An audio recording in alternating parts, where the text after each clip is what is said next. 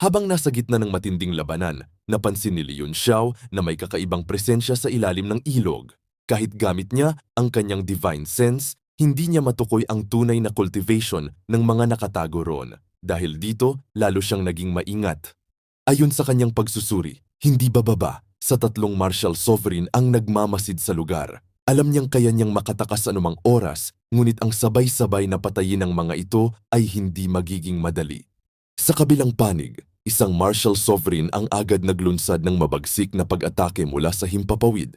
Kumpiyansa itong hindi makakatakas si Li Yunxiao sa paparating na kamatayan. Ngunit sa mismong sandaling iyon, biglang may sumulpot, isang misteryosong puppet ang lumabas at sinalubong ang napakalakas na atake. Nagliyab ang kalangitan habang nagbanggaan ang kanilang mga kapangyarihan. Sunod-sunod ang pagsabog ng enerhiya at nayanig ang paligid. Labis ang pagkabigla ng mga martial sovereign. Hindi nila maintindihan kung bakit ang isang puppet ay nakakakilos na parang buhay at patuloy pang naglalabas ng napakalaking lakas. Nagsimula silang magtanong, puppet ba talaga yun? Habang pinagmamasdan nila ang laban, mas lalo silang natulala nang makita ang mga kayamanan ni Li Yunxiao. Ang kanyang espada, ang kanyang mahalagang salamin, at maging ang makapangyarihang baluti na ginamit niya kanina.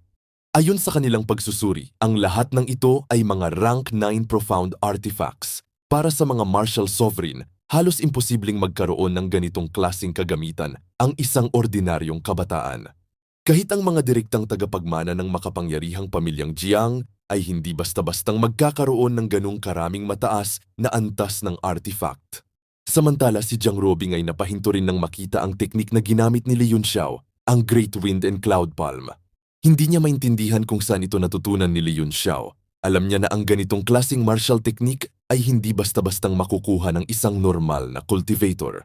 Habang iniisip niya ito, naalala rin niya ang nakaraang pangyayari kung saan ginamit ni Li Yunxiao ang napakabihirang teknik na Body Incarnating Lightning. Isang kapangyarihang nagdulot ng matinding takot maging sa kanilang mga nakatatanda. Dahil dito, nagsimulang magduda si Jiang Ruobing. Kung kaya ni Li Yunxiao gumamit ng mga sinaunang teknik, maglabas ng napakaraming rank 9 profound artifacts at kontrolin ang isang misteryosong puppet, posible bang mayroon siyang napakalaking background? May nakatagong super force ba na sumusuporta sa kanya? O baka isa siyang tagapagmana ng isang sinaunang kapangyarihan na hindi pa nila alam?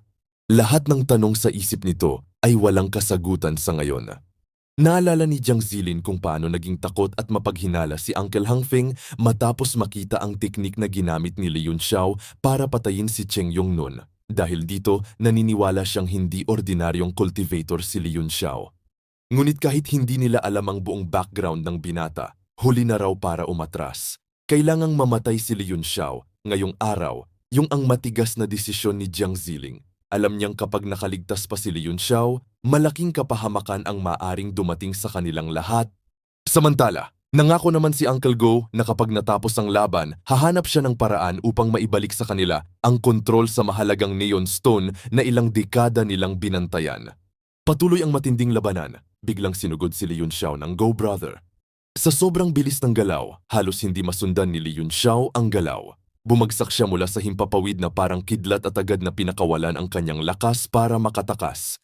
Ngunit hindi nagpahuli ang grupo ni Young Master Ziling. Agad nilang inactivate ang isang napakalakas na sealing formations, ang Taihua Golden Talisman Lock Array. Sa isang iglap, lumitaw ang napakalaking asul na magic array sa ilalim ni Li Yunxiao at nilamon siyang umiikot na enerhiya. Nagulat si Ziling kung bakit hindi na hinabol ng kanyang tauhan si Li Yunxiao.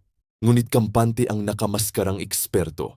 Ipinaliwanag nito na ang array na lumitaw ay espesyal na ginawa para isil at i-refine ang Neon Stone. Dahil dala ni Li Yunxiao ang bato, siguradong mahuhuli rin siya sa loob ng formation. Habang umiikot ang napakalaking enerhiya, sinabi nilang kahit ang rank 9 puppet ni Li Yunxiao ay hindi makakatakas sa refinement ng array. Unti-unting sumara ang sealing formation habang ang napakalakas na tubig at spatial energy ay umiikot na parang higanting whirlpool.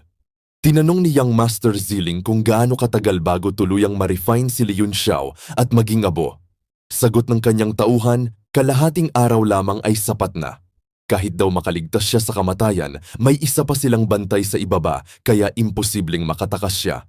Habang unti-unting hinihigop ng napakalakas na refinement array, si Leon Xiao, naramdaman niyang may kakaibang puwersang pumipigil sa kanyang divine sense. Ang buong ilog sa loob ng formation ay tila may sariling kamalayan at patuloy na sumasakal sa kanyang kapangyarihan. Kahit ang gourd Little King Kong ay halos hindi na makayanan ang pressure ng array, ramdam ni Leon Xiao na kapag tumagal pa siya ron, tuluyang siyang madudurog ng ceiling formation. Ngunit hindi agad sumuko si Leon Xiao. Agad niyang inilabas ang Universe God Monument at dahil na-unlock na nito ang source of water, nagawa niyang kontrolin ang daloy ng tubig sa loob ng array. Sa isang iglap, nagbago ang buong paligid at lumitaw ang napakalaking anyo ng isang water dragon, ang Tear of the True Dragon. Sumabog ang napakalakas na dragon aura habang kinokontrol ni Leon Xiao ang tubig sa loob ng formation.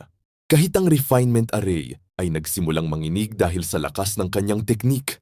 Ngunit habang lumalalim siya sa loob ng formation, napansin niya na hindi ordinaryong array ang kanyang kinalalagyan. Kahit ang demonic heaven armor ay hirap pigilan ang pressure ng lugar. Nagtaka si Leon Xiao kung bakit may ganitong klaseng nakamamatay na killing array sa loob ng tila banal na ilog. Habang iniimbestigahan niya ang paligid, may nakita siyang kakaibang itimpulang orba na lumulutang sa gitna ng formation.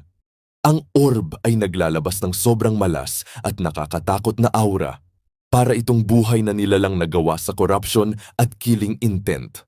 Nang makita ni Leon Xiao, agad siyang naging alerto dahil pakiramdam niya ay may mas malaking panganib pang nakatago sa loob ng array. Habang pilit niyang pinapanatili na kalmado, nagsimula namang maapektuhan ang kanyang isipan ng kakaibang enerhiya mula sa orb.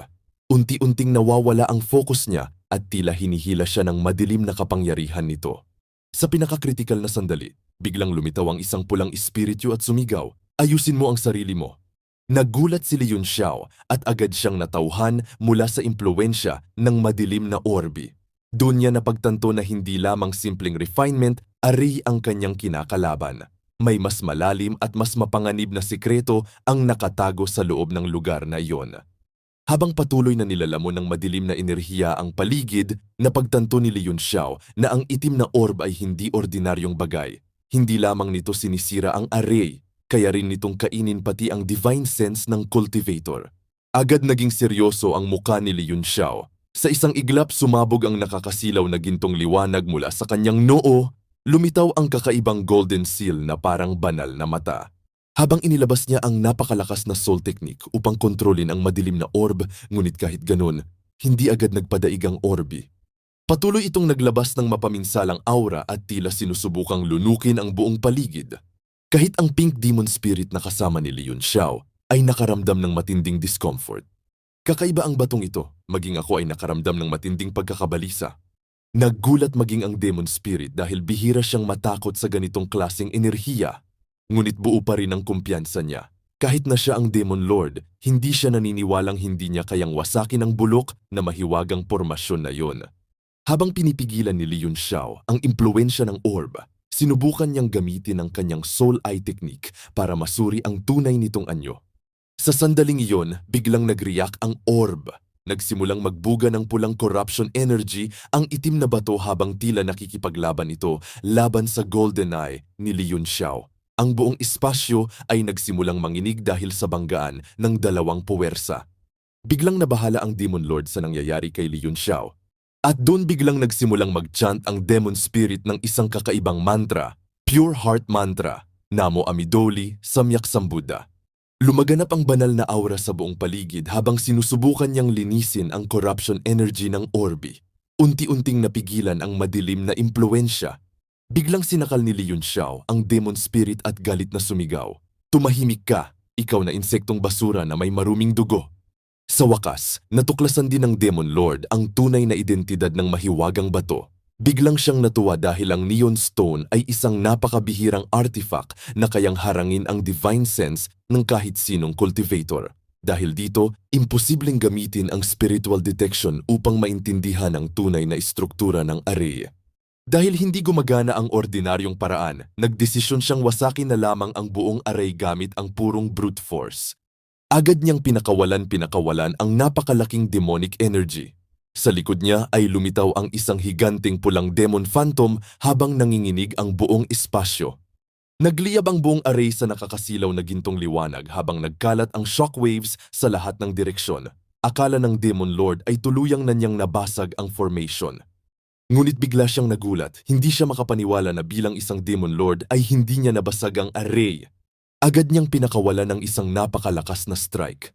Ang Demon Lord's Destructive Strike.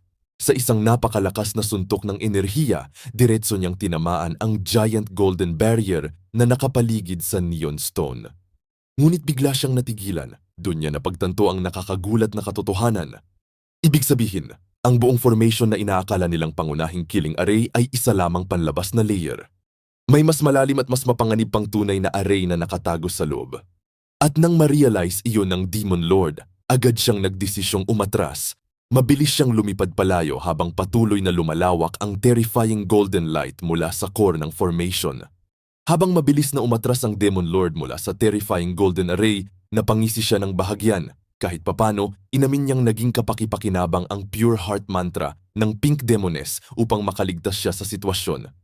Ngunit agad ding nagdilim ang mukha niya habang naaalala ang nangyari. Galit na galit siyang pinapagalitan ng Pink Demoness dahil sa kaguluhang ginawa nito. Para sa kanya, halos mapahamak sila dahil sa kapabayaan nito. Pagkatapos nun, muling nabawi ng Demon Lord ang kontrol ng sitwasyon.